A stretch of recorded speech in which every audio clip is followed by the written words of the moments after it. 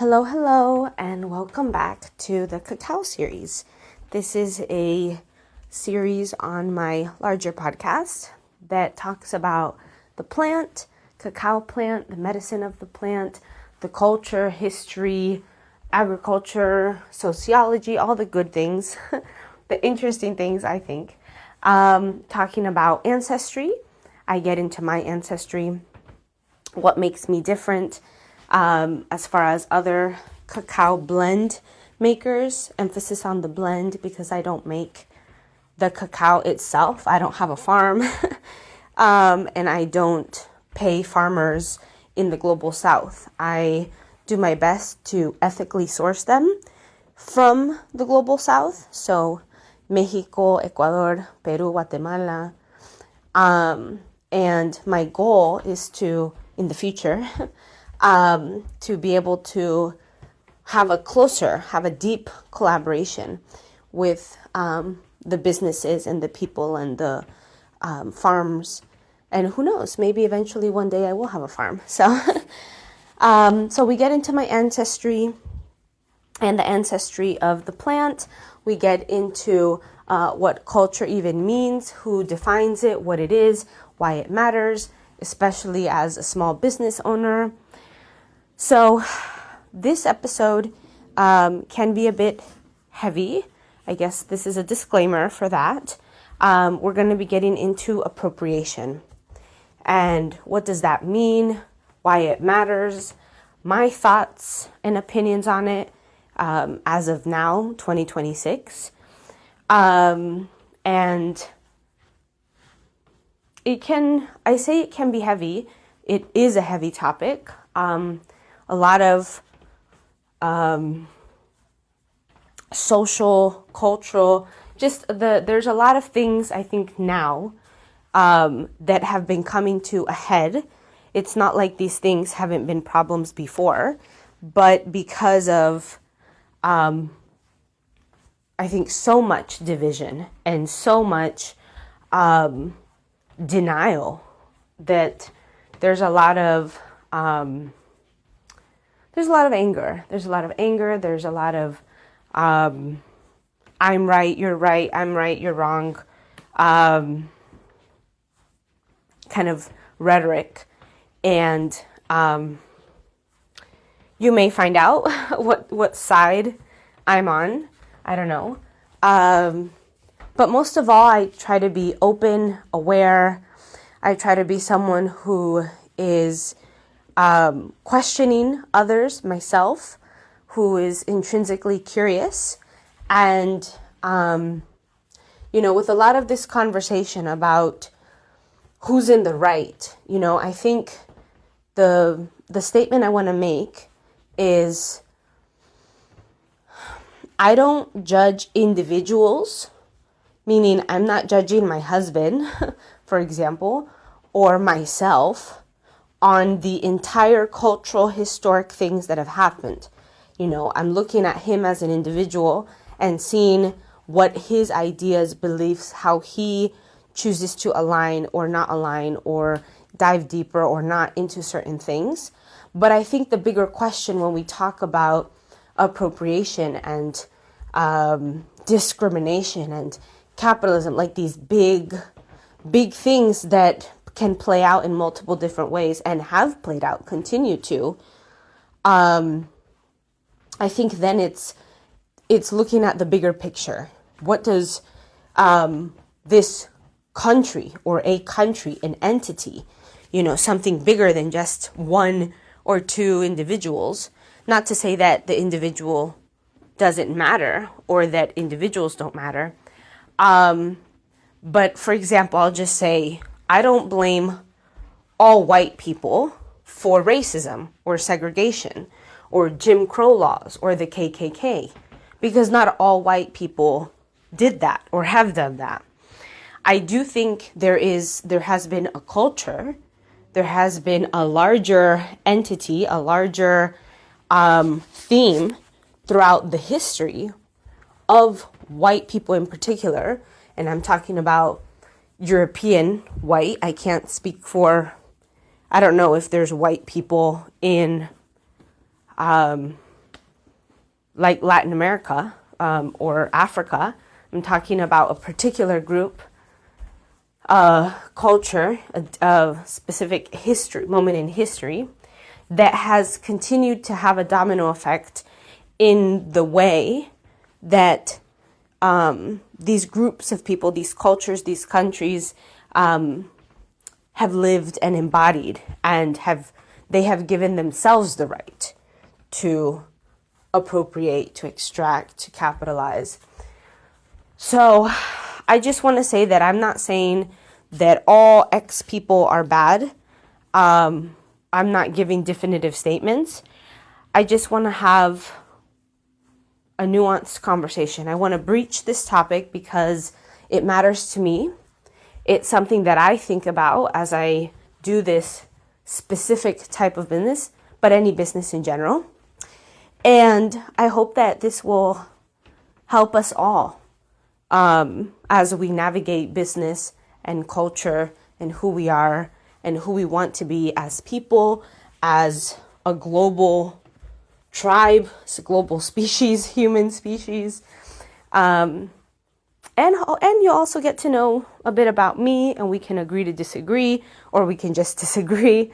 But then you'll know more about me and maybe yourself. And so, appropriation and ethics. I want to start with the etymology because I said in a previous episode, and I'll probably continue to say it, that I really like to get to the root of things. So there can be a lot said about appropriation and ethics, but I really want to understand how it started as a concept, as a word, and then kind of tracing its roots to now. How it's changed, how has it evolved. So the word appropriation comes from the Latin word appropriare, to make one's own. Ad, meaning toward, and proprius, meaning own, personal, proper. So it's to make something yours. It's to own something, to possess. And that already gives a certain ground for what this topic, what this idea has become, or what it has evolved to be, to make one's own. So it's kind of like, the way I'm seeing it is, someone is aware of something or finds out about something and they like it and they want it. And maybe, there's different levels of wanting and owning. And, I'm thinking about Elvis Presley. And I saw some movies and documentaries about him, how he is such a famous rock and roll singer. But rock and roll predates him because he had so many influences, if not all influences, were of black singers. And so was he an appropriator? Did he take something that wasn't his, natively his, but because he grew up in Tennessee, if I remember correctly, even though he's not a black person, but he was in that environment. And so, what gives him the right? What gave him the right? And if he hadn't appropriated or appreciated, or whatever we want to call that, call him, then would rock and roll have become what it has become today? Because it needed a white person. It needed somebody who was accepted, someone who looked the part, to be able to introduce. Well, not even introduce, but to commodify it, to be able to bring it to the masses in a way that was acceptable. So the word appropriare, to make one's own, we're already kind of getting a taste. And then cultural appropriation didn't exist until the 70s. A British historian named Kenneth Coutts Smith wrote a paper in 1976 about what he called cultural colonialism. And it sparked that, kind of created an initial framework that's something that we still are kind of figuring out and formulating to this day. So when thinking about specifically cultural appropriation, my previous episode, or I think 1 or 2 episodes before, I got into culture, defining it, understanding it. And now we're talking about appropriating culture.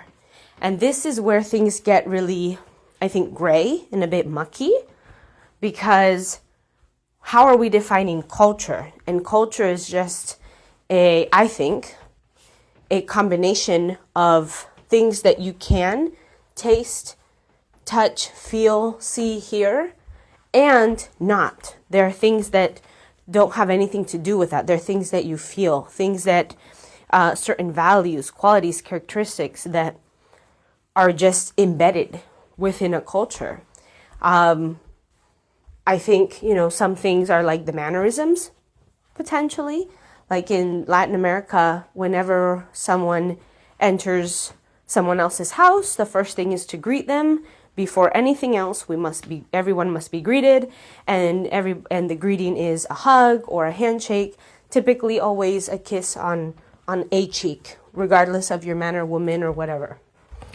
In Europe, I've seen, or in Middle Eastern countries, it's kiss on both cheeks. And so there's this cultural in the United States, nobody kisses anybody's cheeks. And depending on where you are with that person, meaning if you're a stranger, a friend, how close of a friend are you, it's either a handshake or some sort of hug. And so these are cultural things. And I think as we start to unravel, disentangle appropriation, and specifically cultural appropriation, we get into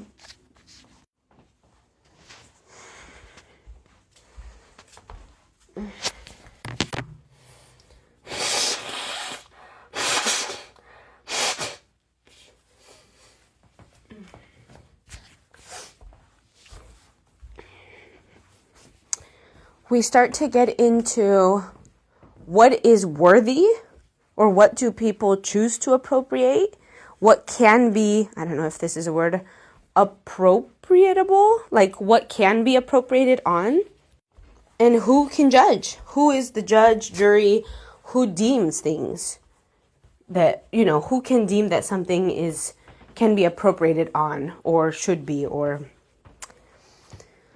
and these are things that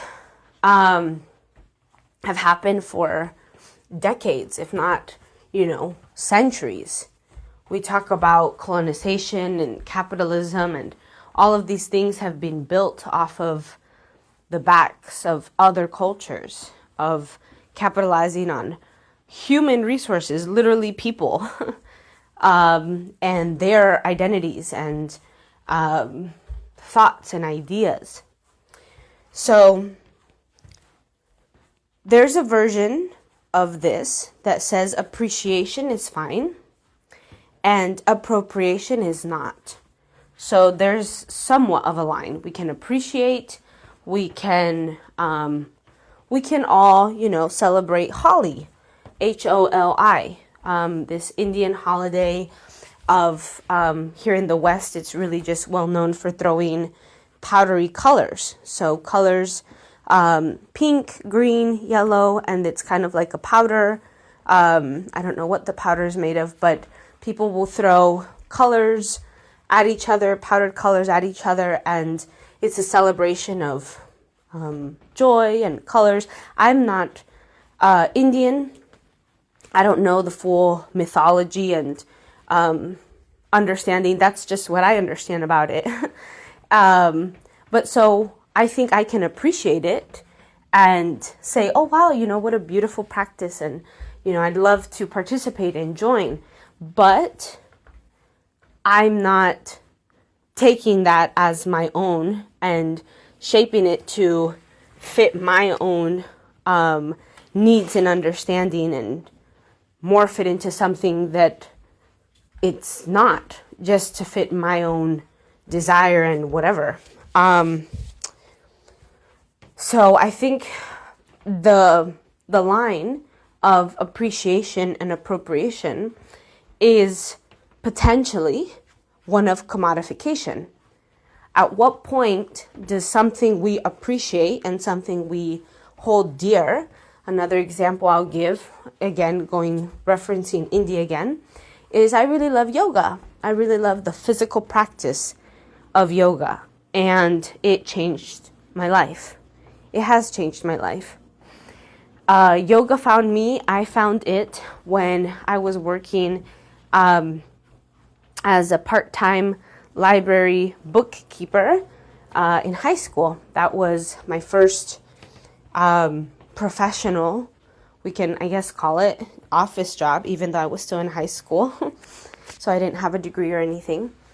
But I was really struggling with my physical health. I was very self-conscious, and I guess it's called body dysmorphia, just not feeling good in my body. I grew up fast and I'm petite, and the doctors would say that I was overweight for my size, for being a petite young woman. And so I got very self-critical and self-conscious. And when I was putting back some of the health books, one of them was a yoga book. And seeing these people move in a way that wasn't like a boot camp, wasn't just, I don't know, I felt like at the time in the early 2000s when I was in high school, movement was almost like a punishment. You have to be on a diet, you have to do this amount of reps, and you have to go hard. And I loved that yoga, the book that I saw about vinyasa was about connecting to breath, being with the mind, with the spirit. And I remember walking to the metro, going back home, and I decided to take a different route. And it just so happened that there was a yoga studio, a small yoga studio. And I got in and I took my first yoga class. It was free for students, the first one, I think, and then they had a discounted rate.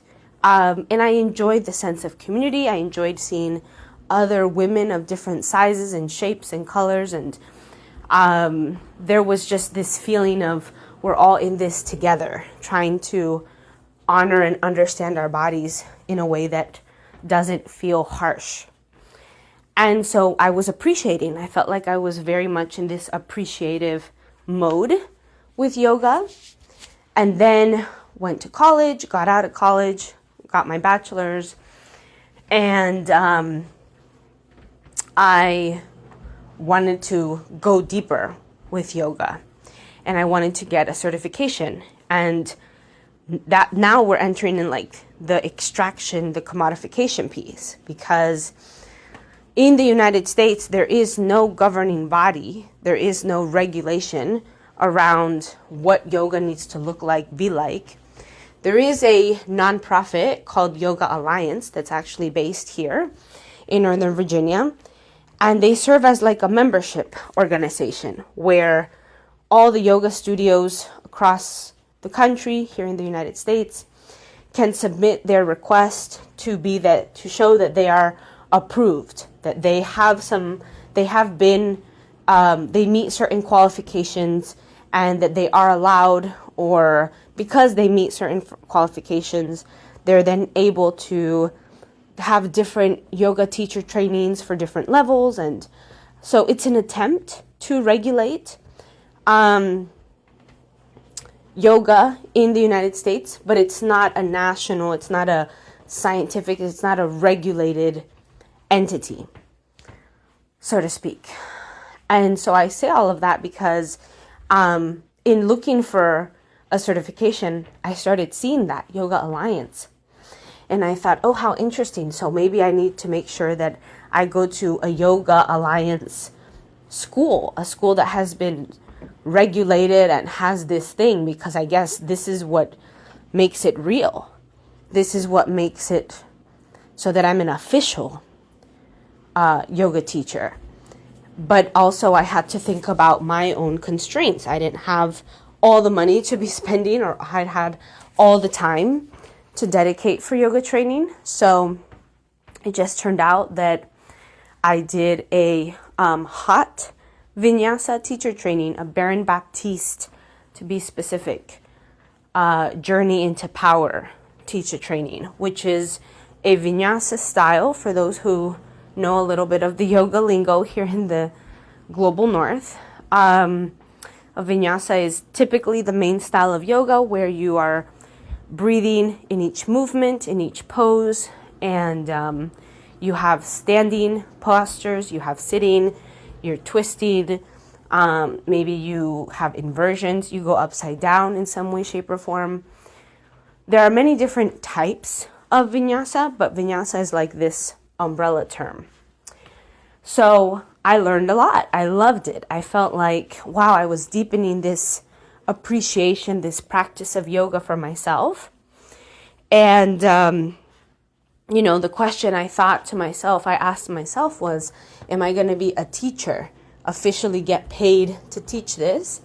Am I going to make this my life?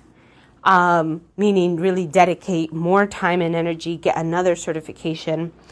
How deep am I going to go with this? How much am I going to invest financially, mentally, emotionally? And I decided no, that wasn't the route that I wanted to go. I did become a manager at the yoga studio that I trained at. And I liked seeing that side and kind of creating that community, being part of that environment. But there was something inside me that felt like I didn't have the right to teach, even though I had just consumed, the Kool-Aid. I had just been a part of this system in that way.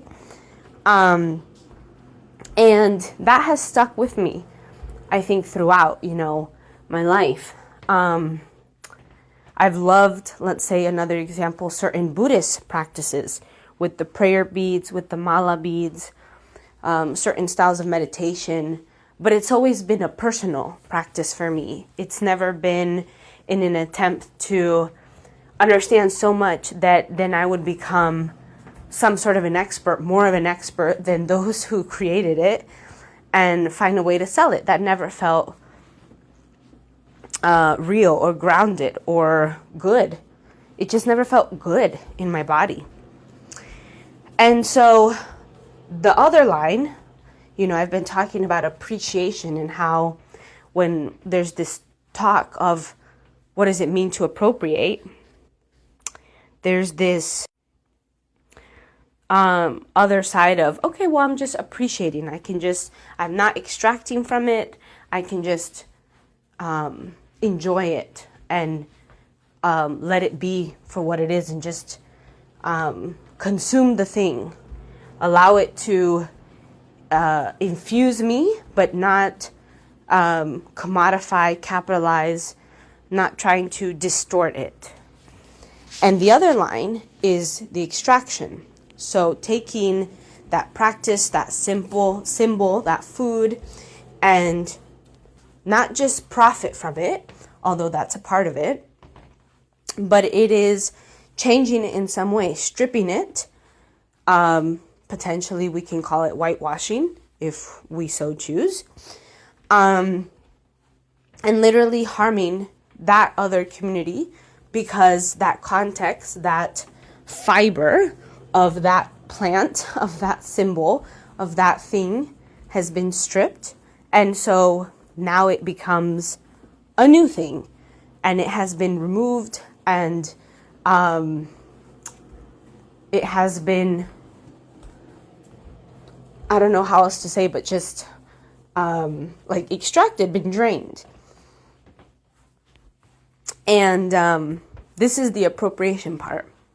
And the appropriation part, I think, can get a little tricky because, we have to, well, we don't have to, but the question then becomes, at what point are we profiting from this? At what point are we changing this, that it's no longer true to its origins? At what point the culture, the people, the practices, wherever it was natively born and constructed, if those people, if that place is being hurt, not being represented, not being included, like at what point are all of these things happening?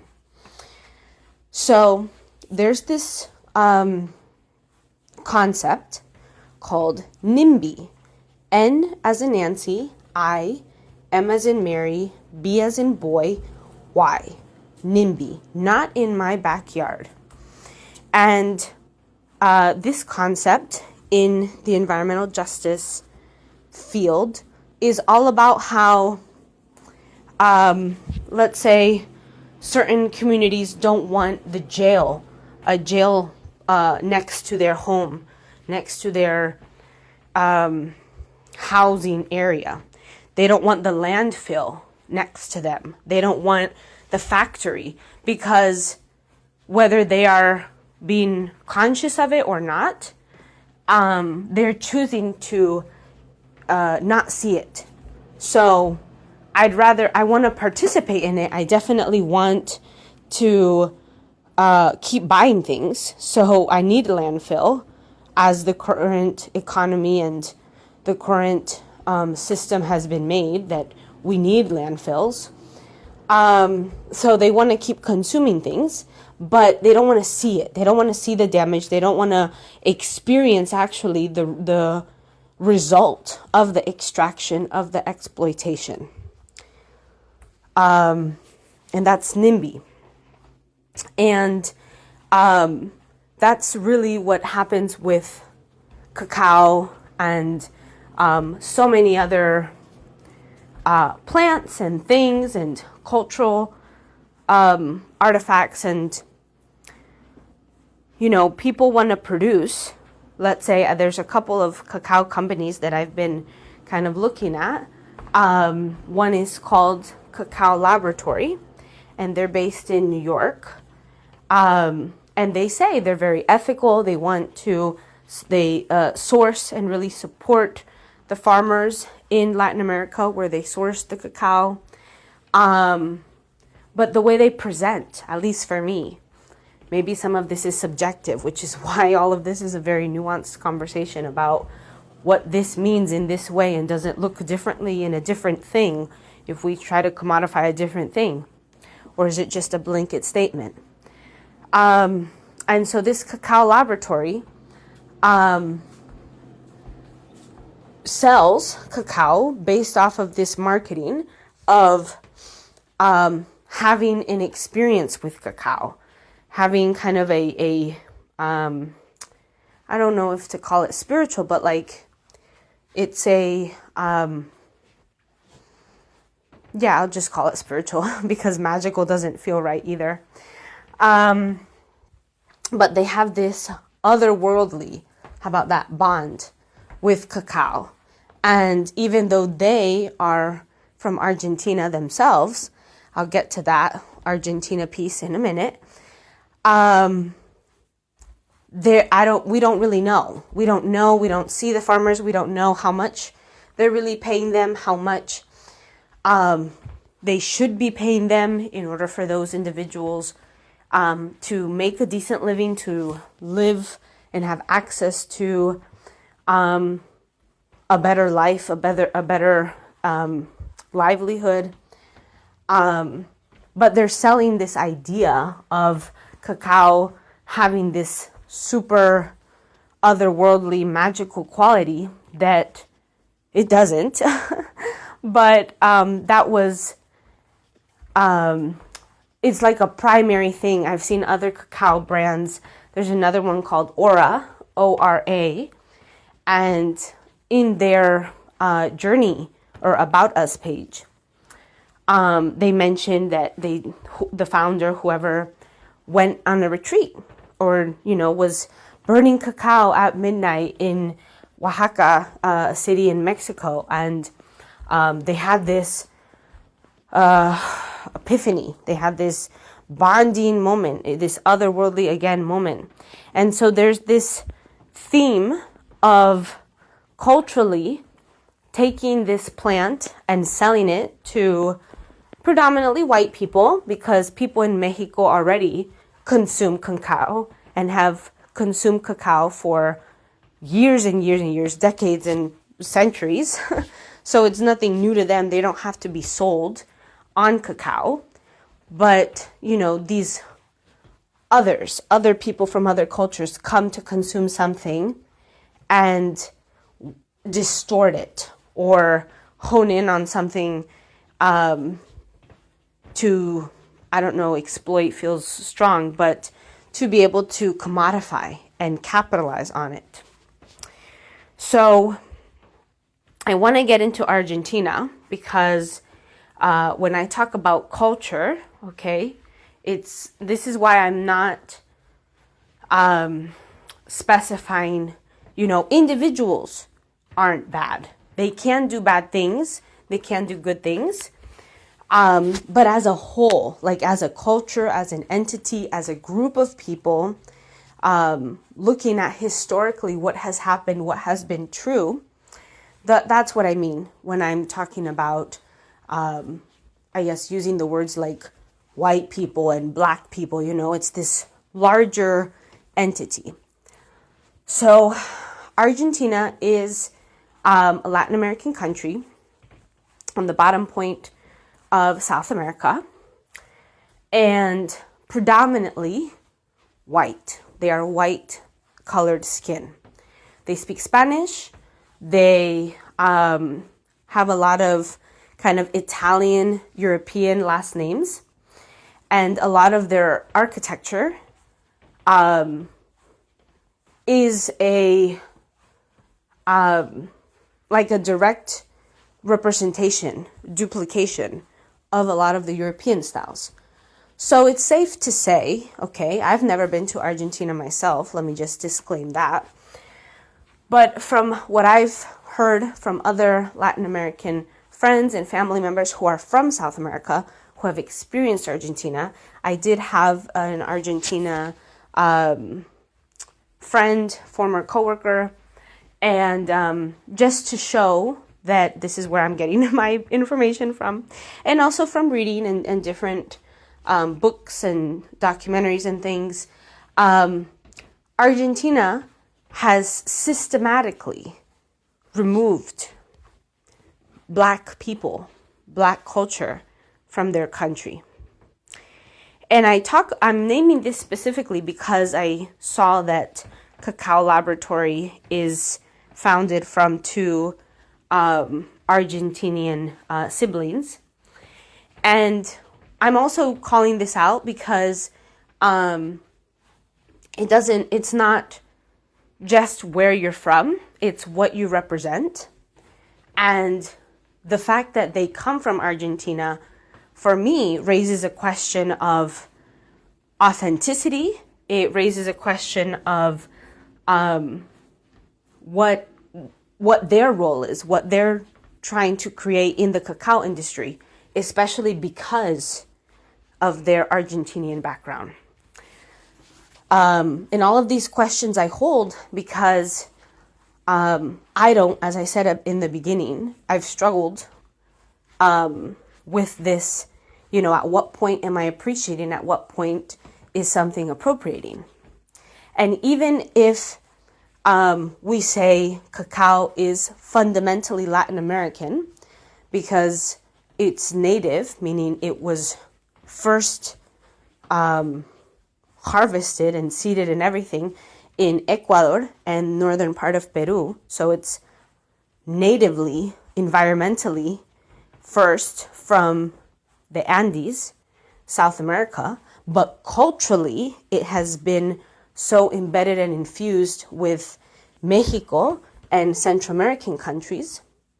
The question is, so how does Argentina fit into this? The rest of South America and Latin America, and knowing, as I said, that Argentina has, as a culture, not as, every Argentinian person is bad, but as a culture, as historically, sociologically, we've seen, or there has been records, it's been shown, that they have removed Black culture, Black people, from their entire population, and we'll get into how.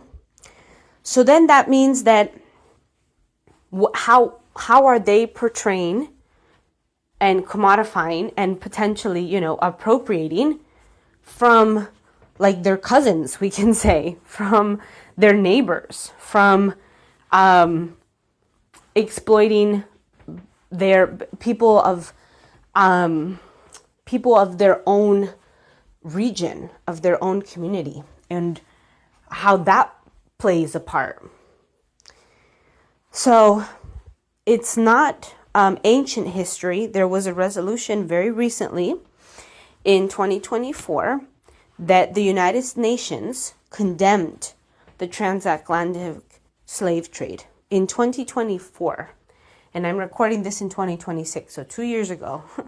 And I can't believe it's taken how many centuries. I mean, I guess I can believe it because people in general, not just individually, but don't want to sit with the hard stuff, the darkness. And, it's really icky and hard to think about the slave trade and how it has impacted and influenced our entire society, our entire world, continuously. So this resolution in the United Nations in 2024, condemning the transatlantic slave trade, and only 3 countries voted against it, refusing to call it what it was. And one of the 3, I'll just name the 3, the United States, Israel, and Argentina. And so I say this because it's important to note that history is not just the past. It informs the present and can continue on into the future. And as I said, as a small business owner, especially in this space of cacao, which ancestrally means so much to me, and impacts not just me, but could have the potential to ripple out into the rest of my culture and people, and what I want to, how and what I want to influence. So just because someone is black or brown or white or whatever doesn't automatically mean that you have a right to something, and it doesn't mean that you have directly a relationship to it. And culture as a way of thinking, as a relationship to power and land and indigeneity, all of that is invisible, but we can feel it and we can look at the choices that people make. The other word, I don't think I introduced in the beginning, is ethics. So the word ethics comes from the Greek ethos. And just to note, it's interesting how so many of our words, our whole language is built off of the Greeks. So the Western civilization, where they say democracy was born and philosophy and all these things. That's a whole other history lesson, but just to let you all know that it's interesting to see how all of the things, most of the things, maybe I shouldn't say all of it, but most of the Greek and that kind of empire at the time, the Roman Empire, Greek and Roman were I think, again, I'm not a historian, but either the same thing or they were in it in history, and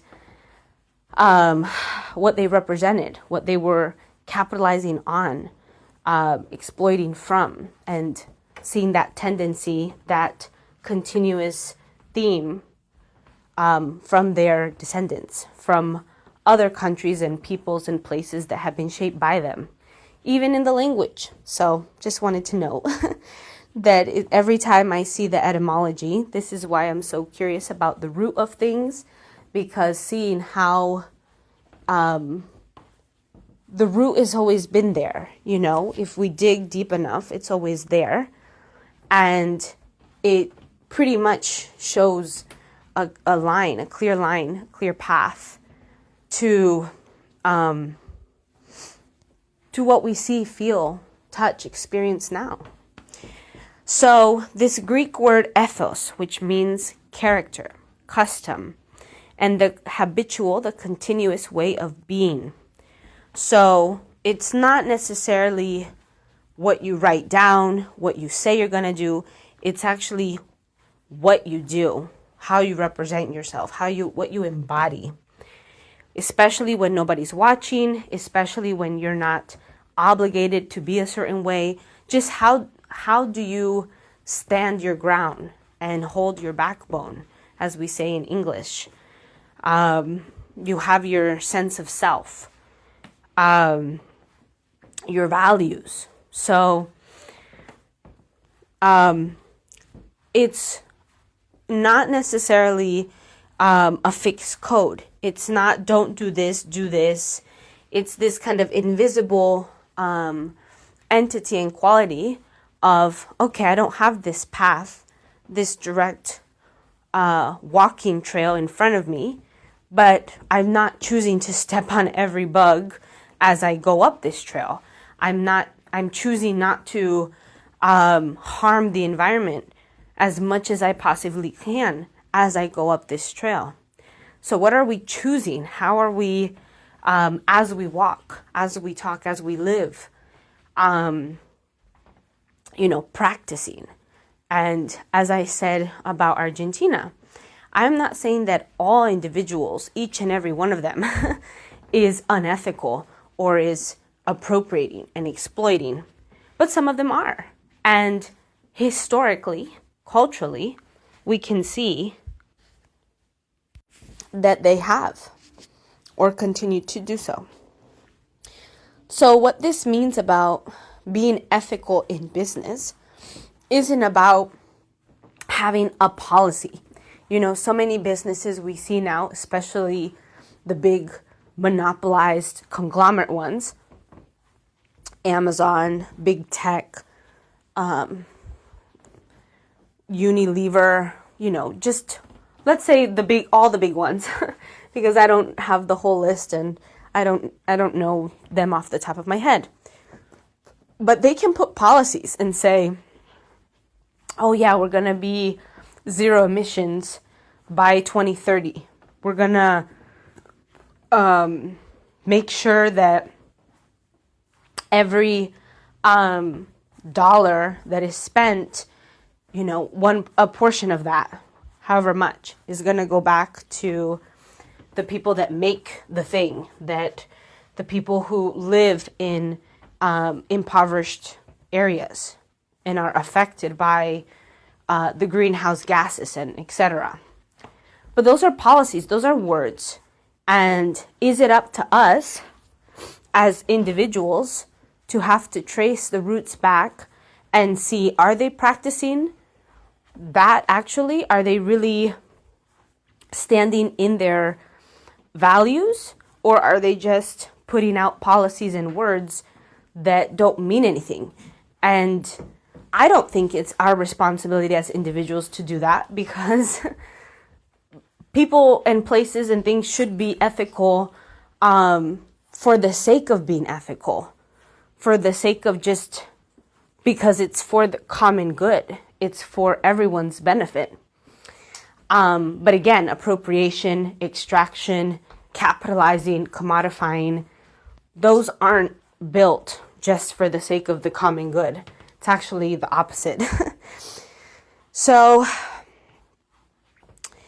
I want to get into where I am in this, and I want to just name that cacao has been a part of my journey for some years, not in a mystical, spiritual, otherworldly way. I knew about it. I wanted to have a deeper relationship with it. I've never been a coffee drinker. It's never served my body. My body just can't tolerate that much caffeine. And so I started consuming cacao, drinking hot cacao, adding it to my pancakes, and just developing my own practice with it. And as I've learned about myself, my ancestry, my roots, I've come to find that half of who I am, half of the people, like all the my combined ancestors from my mom and my dad's side, half of that, if not more, are indigenous, and specifically from the Mesoamerican region. So we're talking about Central America, and the region that has mostly identified with cacao as ritual, cacao as currency and culture.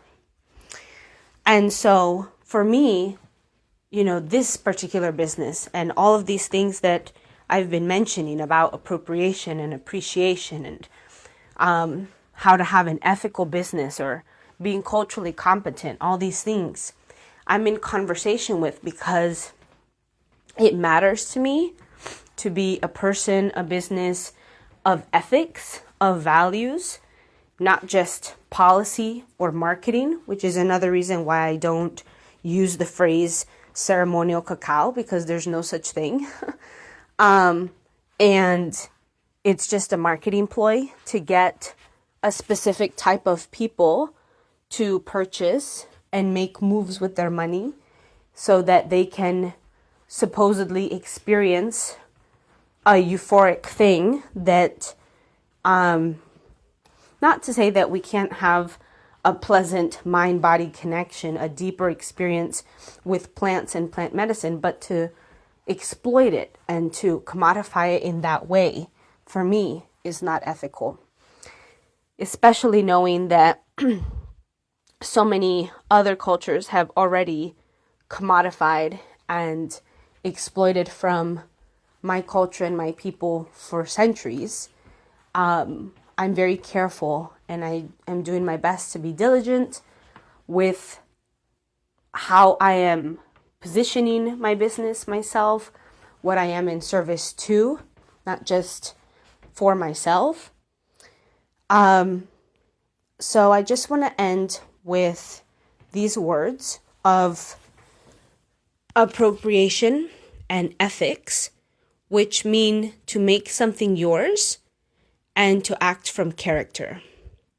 And sometimes to act from character, ethics, means to not make something or to not appropriate, to not own something. It can just be to let things be.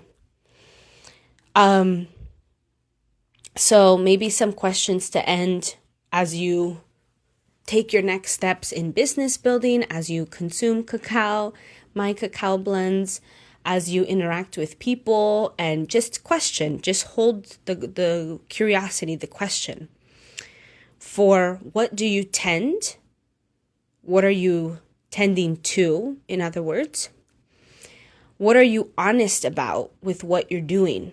How are you acting from character, from your own ethics? How do you define your own ethics and your standing in your ground, in your values, in your practice? What are you practicing? So I'll leave you with that. And thank you so much for listening. I'll see you all, or I guess I'll hear you all, or I'll be with you all in the next one. So until next time, take care.